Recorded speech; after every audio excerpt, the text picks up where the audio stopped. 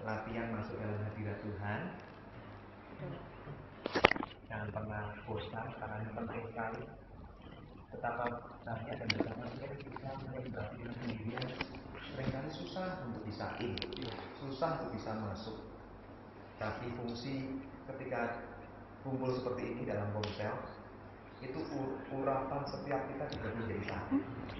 Kita mengundang hadirat Tuhan supaya Dia mau bertata di pujian penyembahan umatnya, yaitu di tengah-tengah kita.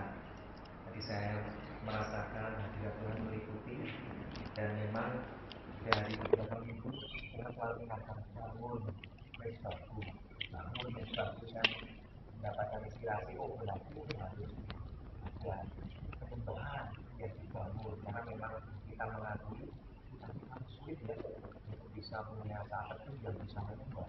Kami menyembah Tuhan di gereja.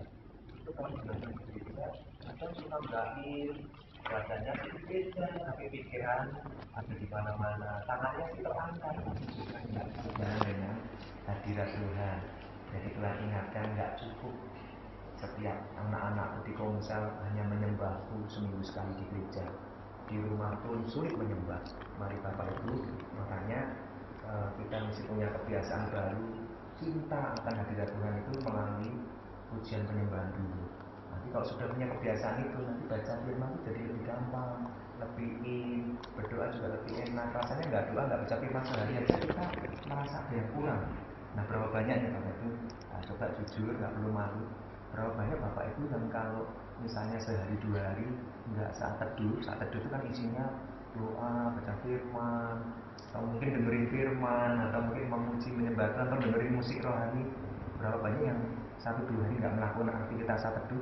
Sepertinya ada yang hilang, ada yang kurang gitu. Berapa banyak nih? Coba. Nah, begitu kan. Nah, yang belum mengangkat tangan ya jangan tertutup, karena saya dulu juga sama si Bapak Ibu, rasanya mau pacaran sama Tuhan itu rasanya masih canggung gitu. Tapi kalau nanti kita membiasakan diri dengan segala kedisiplinan rohani kita, ditambah lagi tadi minyak urapan itu sebagai tanda bahwa Dia pengen ngasih diri ke kita. Anakku, aku mengasihinya, jangan khawatir. Kalau di perjanjian lama, ingat Bapak Ibu kisah ketika Tuhan mengirimkan itu buat bangsa Mesir itu, tapi rumah-rumah yang diolesi dengan minyak urapan itu tidak ada yang dibinasakan. Sebagai tanda darah itu ya, itu sebagai tanda, ini juga sebagai tanda, minyak urapan juga sebagai tanda.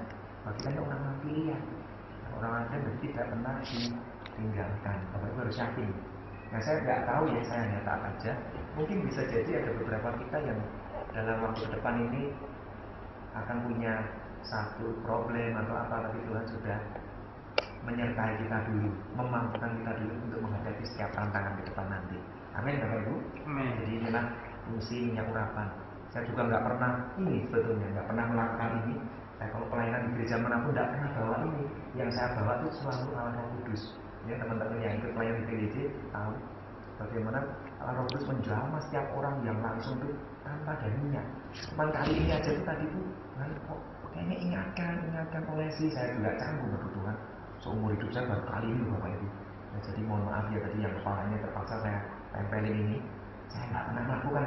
Pak Bagus juga tahu, ya Michael sama Yanti tahu.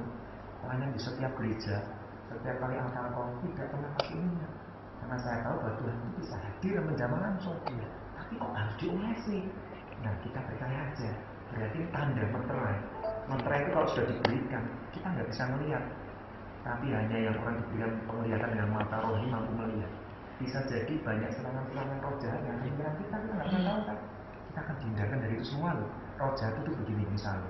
Tiba-tiba kita pulang di rumah masalah sepele bisa jadi masalah gede. Cuman ngomong itu di meja ada makan, kita dengar apa lu ngomong kasar bener, masalah sepele bisa berantem bertengkar. Di kantor kok tiba-tiba atasan nggak ada apa-apa ngecengin kita, atau teman rekan kerja tiba-tiba bosin kita nggak pernah tahu, karena ini dunia ini sudah makin lama bertambah jahat, penyembah-penyembah berhala makin banyak.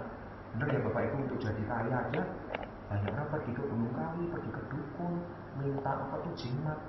Kita juga pernah punya pengalaman suster aja yang dulu pernah merawat anak kita bawa jimat, makanya anak kita dulu rewel terus siap itu baru dicek, waduh apa tuh beras apa gitu, terus kertas.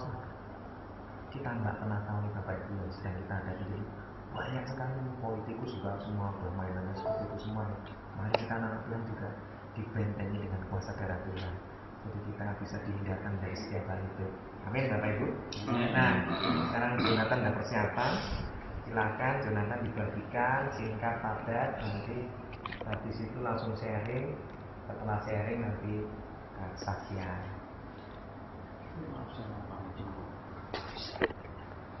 Ini Pak Yeri mesti sebut anaknya dulu. Salam semua. Halo. Saya juga panjang lebar. Sebenarnya juga ini saya tadi tuh ada ini gitu bisa tolak. Saya tuh sebenarnya ada nggak enak sedikit Pak kalau Bapak sedikit aja Pak nggak enak kalau nggak datang. Tapi saya paling takut ya karena saya udah berjanji sama Tuhan nih sama ini. Jadi temanya kan dibersihkan supaya lebih banyak berbuat. Saya udah baca pas dikirim Pak Cahya, saya baca kayaknya saya bisa gitu kan. Saya pertama kali sharing di Marketplace ya ini pertama kali. Ya kalau saya salah-salah sorry ya. Saya mau baca, kita baca bareng-bareng di Yohanes 15 ayat 1 sampai 8. Yohanes 15 ayat 1 sampai 8.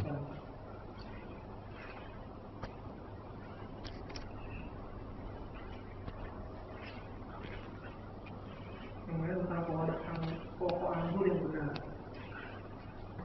Nah, di ayat pertama pria-pria, ayat keduanya wanita, terus ganti-gantian sampai ayat 8 kita bedah bersama-sama. Kita